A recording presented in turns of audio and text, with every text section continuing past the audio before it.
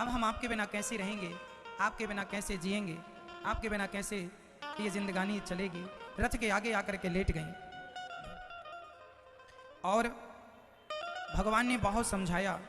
2 दिन का कहा भगवान ने गोपियों को, 2 दिन का कह के भगवान चल पड़े। चले तो मथुरा में भगवान का स्वागत किया, पूरे कपड़े दूध दही से वहाँ की गोपियों ने गीले किए। और अब भगवान जब पहुँचे तो धोबी पर भगवान ने कृपा की, धोबी से भगवान ने कपड़े लिए, दर्जी ने नाप के कपड़े सिले। उसके बाद दर्जी के बाद सुदामा नाम के माली ने भगवान को माला पहनाया और कुब्जा ने भगवान पर बड़ी कृपा की। कुब्जा की कुबड़ भगवान ने अंदर की, कुब्जा पर भगवान ने बड़ी कृपा की।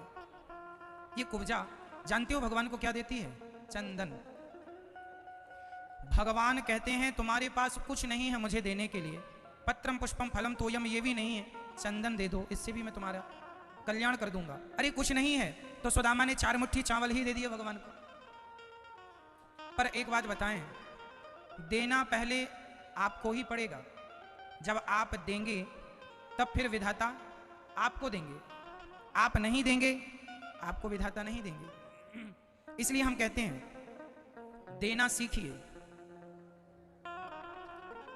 किसे देना सीखना है?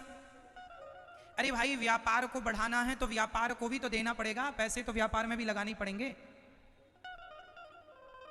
अरे धन लगाने से धन बढ़ता है, क्यों?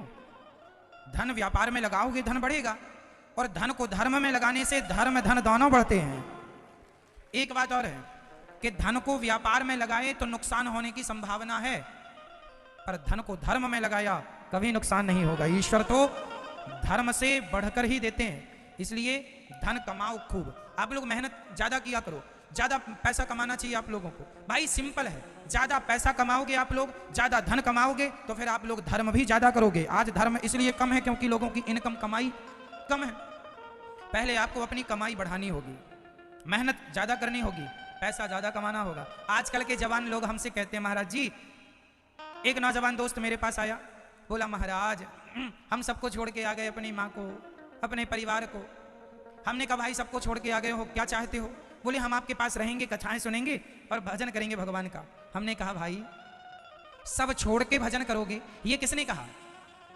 हमने कब कहा ये कि तुम सब छोड़ के भजन करो? हमने कहा ये बताओ तुम्हारा अब हम करेंगे क्या, तुम किस काम के हो? अरे भाई अपने परिवार में रहकर, पत्नी पुत्र के बीच में रहकर काम धाम करके खूब बिजनेस करो, व्यापार करो, खूब पैसा कमाते हुए, और उस धन को कुछ अंश 100 रुपए कमाओ तो 5 रुपए धर्म के लिए निकालते रहो, 100 का 5 निकालते रहो तो तुम्हारा लोक परलोक दोनों सवर जाएगा। लेकिन जब तुम 5 रुपए भी नहीं निकालते तब तुम्हारा फिर नुकसान ज्यादा होता।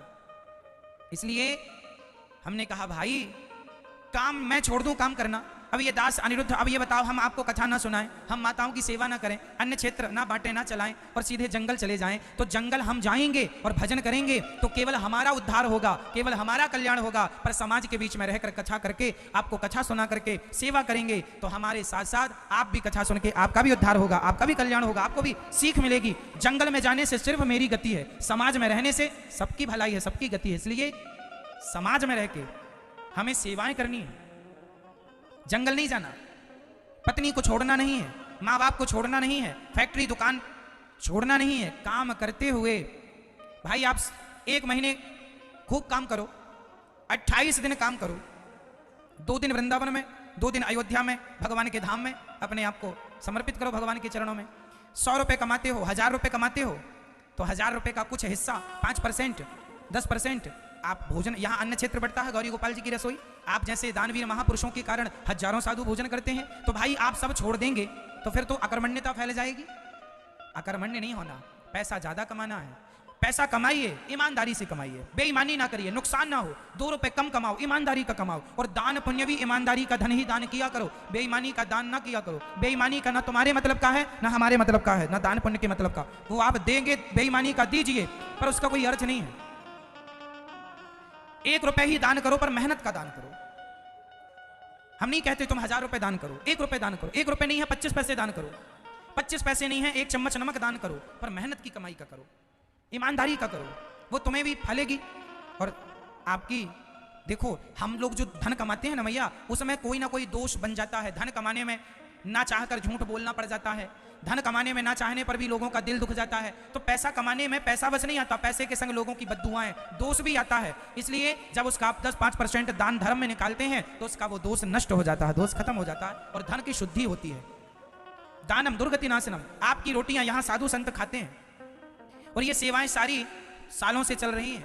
ये सेवाएं आप अपने मोबाइल पर देख सकते हैं। यूट्यूब पर गौरी गोपाल आश्रम डालिए, मोबाइल पर यूट्यूब पर गौरी गोपाल आश्रम डालिए, सवेरे से शाम तक ये सेवाएं आपको इस यूट्यूब चैनल पर देखने को मिलेंगी। 7 लाख लोगों का परिवार हो चुका है गौरी गोपाल चैनल पर। ये सेवाएं चल, यहाँ अन्य क्षेत्र बढ़ता है, चैनल पर दिखता है। आप चैनल को सब्सक्राइब कर लीजिए, इस चैनल को, और शेयर कीजिए ताकि आप सभी लोग सेवाओं से जुड़े रहें। तो एक दिन की अन्य क्षेत्र की सेवा आप लोग भी बंटवाएं अपने बच्चों के नाम से, अपनी शादी की सालगिरह पर।